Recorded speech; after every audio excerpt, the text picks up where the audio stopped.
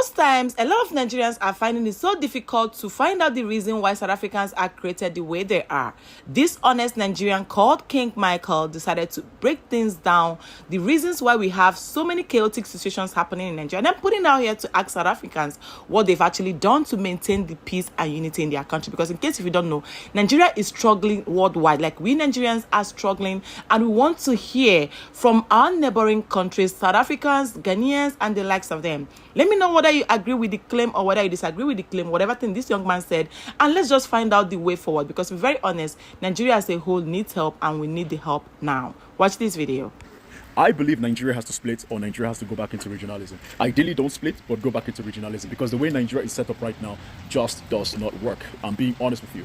Nigeria is set up to support numbers, support your location, and if you are a northerner, as you can see, the north, I'm from the south, I'm a southerner. If you are from the north, you're most likely Muslim, and the way Nigeria is built to support religion and numbers, and the north have both. If you are from the south, the chances of you becoming the president of Nigeria is forgotten. I, as an Ibibio man from Akwa Ibom State, I can never become president of Nigeria. I can never even become a top-ranking member of office, because I am from the southern part of Nigeria, and I'm But I'm going to say this even more. You see, a lot of the mess people hear about Nigeria typically comes from the north, from the terrorism to the illiteracy to the poverty. It's from the north. I'm going to go I'll make a deeper video on this, but let me show you guys some more. So this is how Nigeria is set up. You see, there's a southwest there, there's a south-south, and there's a southeast. That's the southern part of Nigeria. And if you look at the north, right, from north central to northwest to northeast, that's the bulk of Nigeria. Nigeria has 230 million people. The north has 60% of 230 million people, guys. Nigeria has 230 million people. The north has more than 60% of that number. I've said this before, and I'm going to say it again. If you take Nigeria and you split the south and the north, the southern part of Nigeria automatically becomes one of the best African countries. I'm telling you. I'm not saying Nigeria should split. I like Nigeria as it is on paper, because the numbers give us an advantage. The GDP as a collective gives us an advantage. However, we most definitely have to go back into regionalism so that people can have more autonomy over their regions. That's what I'm saying. That's what I'm saying, because right now Nigeria doesn't work. If you are not a northerner and you're not Muslim, forget it. Nigeria is built to support your religion, Muslim, Islam, and support numbers, the north. That's why if you look at Nigeria, most of our presidents have been from the north. Let me show you more things. If you look further into these details, you will see northern Nigeria is facing a raft of problems. It is economically disadvantaged compared to the rest of the country. That's a lie. The north of Nigeria is not economically disadvantaged. The north has about 43 minerals, solid minerals, that are of commercial value. There is gold in the north. There is even oil in the north.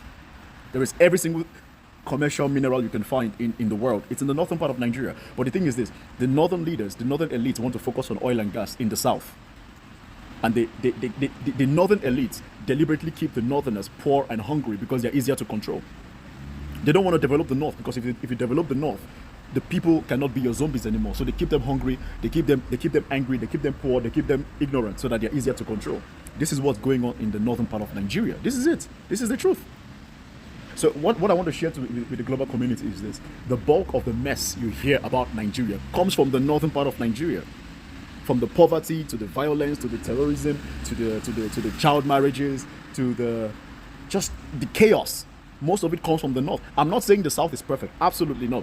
But I'm telling you, if you separate the northern part of Nigeria right now and you separate the south, I kid you not, the southern part of Nigeria automatically becomes one of the best countries in Nigeria. Let me show you one more thing and then I'll shut up. So what you guys see here is the 25 most educated states in Nigeria. Okay, 25 most educated states in Nigeria. This is from the Nigerian Bureau of Statistics. But I want to show you guys something. Let's take a look at some of the states, because I don't think I can go through all 25. So you have Imo State, Lagos State, Ekiti State. These three states are in the southern part of Nigeria. Okay. Again, you have Rivers State, Abia State, Anambra State. Rivers State is in south-south, Abia State is in southeast, Anambra State is in south-southeast. Then you have Osun State. Osun State is in southwest. Edo State is in Niger Delta, south-south. Enugu State is in southeast. These are the top 25 educated states in Nigeria. Let's continue. Delta State is in the south-south. Bayelsa State is in the south-south. Kogi State is in the north. Somewhere in the north.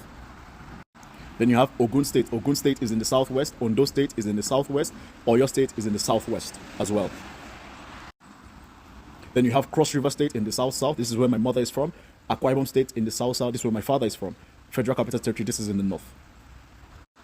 So you guys see, this is what I'm talking about. The most educated people in Nigeria come from the southern part of Nigeria. The most intellectually capable people come from the southern part of Nigeria. So imagine, because of the way Nigeria is set up, the average southerner can never get into leadership position because they're not a lot and because they're not Muslim.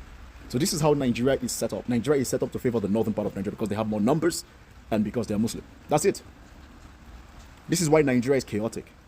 So most southerners now are calling for separation. Most southerners now are calling for regionalism because, dude, we are not going to leave the hand of our country in some guy who doesn't even know what it means to be educated. We're not going to give the future of our country and our location in the hands of somebody who probably doesn't understand the essence of, collaboration. It makes no sense. So that's why for me personally, as a southerner, I absolutely support regionalization. I support regionalism because it makes the most sense for my people. It makes the most sense for my state. I don't think, while I appreciate Nigeria and I think Nigeria needs to stay together, but we need to stay together as a confederacy. A federation does not work because what we have currently as a federation is a few people from the north deciding what happens for everybody else, and you have not even developed your region. How can you be in leadership position in Nigeria for over 2 decades and the north is still one of the most underdeveloped places in the world, in Nigeria, in Africa? I'll make a deeper video on this. This is such a relatable video. If you are watching and you're from South Africa, let me break this down to you in case if you are, if you lose it within the line, right? One of the things that we're battling with a lot in Nigeria is tribalism, religion. And I think at this point, population is even our problem because I think the more population and you have not having the right resources to deal with that population turns into a harm. Let me give you guys a logical illustration of what I'm trying to say. Imagine when you have 7 kids and you do not work, maybe you don't have a legit work and legit sources of income to train those children, they become a problem, right, to you and even to the society. But then if you are working, if you have money, you can even train more. This is the problem of Nigeria. Then let's break it down the more. People, just because religion, we have a lot of things battling, the thing that actually promotes tribalism, terrorism, bandits, Boko Haram issues, the level of insecurity happening in the country is mostly because of tribalism. That just because you're a Muslim, right, simply because you are from the northern part of the country is already a problem. Like an Easterner might not want to do anything with you, someone from the eastern part of the country, popularly known as the Igbos. We have 3 major tribes, ethnic groups in Nigeria. We have the Hausas, the Yorubas, and the Igbos, right? We don't love each other. Right, that is where tribalism, that's where religion issues comes to play. I cannot think right now, let Nigeria learn this from South Africa, let Nigeria learn this from Ghana. Let us find a way that these people have actually been doing and things they've been doing separately to promote peace and unity in their country and then work around it. Why do we have so many tribalism splitting that is actually trending in Nigeria that is driving a lot of Nigerians crazy? If we do not get this from, especially from Ghana, I love this country, Ghana, I love the country a lot. Do you guys know why? The Muslim and the Christian wines and dine together, but why can't Nigeria work? What Nigerians have been asking for since God knows when is because the Igbos wants to break out from Nigeria. They want Biafra. The Yorubas want Oduduwa. The Hausas want Erewa. But how can we achieve this? Right? Even the Igbos do not love each other. Just like Kinsley said, he said, we don't need the split. We need to find out. You need to give love chance. Don't let us stop discriminating. Let us know that we need each other as to build that one Nigeria, that one powerful Nigeria. If we claim to be giant of Africa, do we have something to show for it? How can we just be giant of Africa for months, whereas we can't even fight our own problems? We can't even bring solutions to the things that is bothering us and making this country work. I don't think right now, I've not actually promoted this splitting of a thing because I believe that we don't need to split. We just need to find out what our problem is and tackle it once and for all. Let me know what you guys think in the comments. Is this applicable in South Africa?